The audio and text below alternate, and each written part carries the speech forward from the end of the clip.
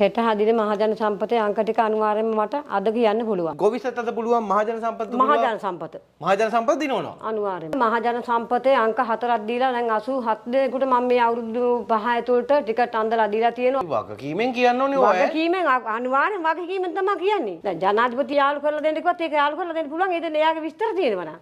පුළුවන් අනිවාර්යෙන් පුළුවන්. ෆොටෝ දෙක නම් දෙක විතර අවශ්‍ය වෙන්නේ. කිසි කෙනෙක් බය වෙන්න එපා. කොහොමද එහෙම කරන්නේ? ඉතින් අත් දරුවා මාත් එක්ක තරක් කරන්න ඔයාට බෑ. කරලා තියෙන හින්දානේ මෙහෙම අභියෝග කරන්නේ. නැත්තම් කරන්නේ නෑනේ. හිගෙන මිනිස්සෙක් ආවත් කෝටිපතියෙක් කියලා තමයි මම පස්ස බලන්නේ. වගකීමක් ගන්නවා මම 100%ක්ම සාර්ථක කරලා දෙනවා කිව්වොත් දෙනවාම තමයි. මං කෝටිපතිනියක්. ඇත්තම කෝටිපතිනියක්. යාන වාහන තියෙනවා, ගෙවල් දොරවල් සුපිරි විදිහට හදාන් තියෙනවා. පොත්පත්වල මුලි මුදල් දාගෙන ඉන්නවා. මම ඔක්කොම කලේ මේ ගුරුකම් වල. එහෙනම් වෙන මොනයින්ද? මේ වෙනකොට 87 දෙනෙකුට ටිකට් ඇදිලා තියෙනවා. ඔබතුමිය හින්දා. මම හින්දා. ඒක මම ස්ථිරවම කියනවා. මම නම්බර 4ක් දෙනවා අනිවාර්යෙන්ම. ඒ නම්බර පිළිවෙලට ඒකට ටිකට් ගත්තා කියන්නේ ටිකට් ඇදිලා තියෙනවා. එන්න ලොතරැයි දිනවන්න පුළුවන්. අනිවාර්යෙන් පුළුවන්. පුළුවන් තමයි මේව කියන්නේ. ඔබතුමිය ඔය අභියෝග කරන ජාතික ලොතරැයි මණ්ඩලයට. අනිවාර්යෙන්ම අභියෝග කරනවා. හොර බොරු වංචා මන් ළඟ නැහැ. ශ්‍රීමති මෑණියකුත් මුළු ලෝකයක් දන්නවා. දැන් අවුරුදු 35ක් කියන්නේ මම පොල් ගෑවේ නෑනේ. මම මේ අවුරුද්ද මේ වැඩසටහන ඔක්කොම මේ අවසන් කරනවා. මේ අවසාන වතාවටත් මම කියන්නේ මම මේ අවුරුද්ද මේ වැඩසටහන ඔක්කොම මේ අවසන් කරනවා. ඔබතුමියගේ අවසාන වීඩියෝ එක මේක කියනවා මේ අවුරුද්ද විතරයි ඉන්නේ කියන ඇයි එහෙම කියන්නේ? මෙහෙමයි මගේ වරම ඉවරයි මේ අවුරුද්දේ. ඒ කියන්නේ 100 දීලා තියෙන වරම ඉවරයි. අවුරුදු 35 ඉවරයි. දැන් ගොඩක් අය කරන්නේ වරම ඉවරුණාට පස්සේ වරම තියනවා කියලා බොරුවට පෙන්නගෙන සල්ලි හම්බ කරන එක කරනවනේ. බොරු දේවල් මට කරන්න බෑනේ. ළමයි ඇවිල්ලා මෙතන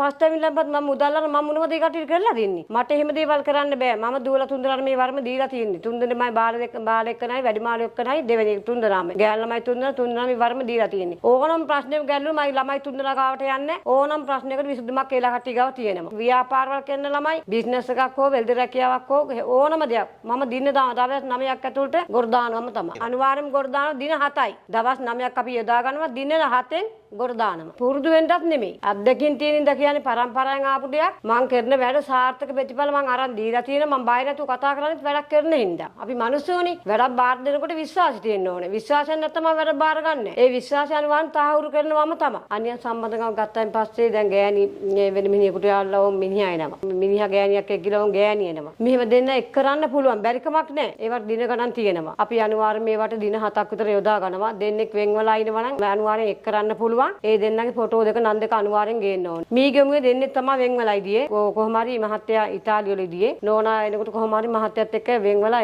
අවුරුදු දෙකක් වෙන් වෙලා ඉඳලා තියෙන්නේ. මහත්තයා රටේ ඉඳලා ආවා ලංකාවට. ඒ ආවට පස්සේ මට පින්තූරු දෙක නම් දෙක මහත්තයා අඩා වැඩ පිට තමයි ආවි. මං කොහොම හරි දින 3කට එයා කෝල් එකක් තරම් තිබ්බේ නෑ. මාස 3ක් 4ක් යනට මිනිහත් එක්ක තමයි ජීවත් වෙලා ඉදියේ. ඊට පස්සේ මගේ දේවල්ට එන මම යන්කිද්දයක් දුන්නා. එයාගේ ෆොටෝ එකට මම කිව්වේ මේ කියන්නේ මම ඉදි කට්ටක් තමයි දුන්නේ ගහන්න කියලා. ඒකෙන් සාර්ථක ප්‍රතිඵල ලැබුණා. මට ඒක සතුටුයි. අදක දෙන්න සතුටින් ඉනවා. ඉගෙන ගන්න බැරි ළමයිට බුද්ධිය වර්ධනය කිරීමක් මම ඒකේ ළමයිට දෙන්න නූලක් තමයි ජීවන් කරලා. ඒ කියන්නේ ඉගෙනීමට විතරක් හිත යොමු වෙන විදිහට වැඩක් අපි කරන්නේ. දින 7යි. ඒකෙන් සාර්ථක ප්‍රතිඵල ගන්න බෑ දවස් 3යි යන්නේ. ආයි නඩුහබ තියෙන කට්ටියට මම දෙන්නේ පුතේ ඒත් නූලක් තමයි ජීවන් කරලා දෙන්නේ. ඒක කවදාකවත් වරදින්නේ නැහැ. අනිවාර්යෙන්ම නඩුව ජය ගන්න පුළුවන්. ඒ කට්ටිය පැත්තට හැරිලා අනිවාර්යෙන්ම ජය ලබන්න පුළුවන්. භූමි දෝෂ තියෙන නම් පුතේ මම ගෙඩියොල සම්බන්ධ කරලා වැඩ කටයුතු කරන්නේ. ශ්‍රීමති මෑණියන්ගේ දරුවෝ කිව්වාම මුළු ලෝකයක් දන්නවා.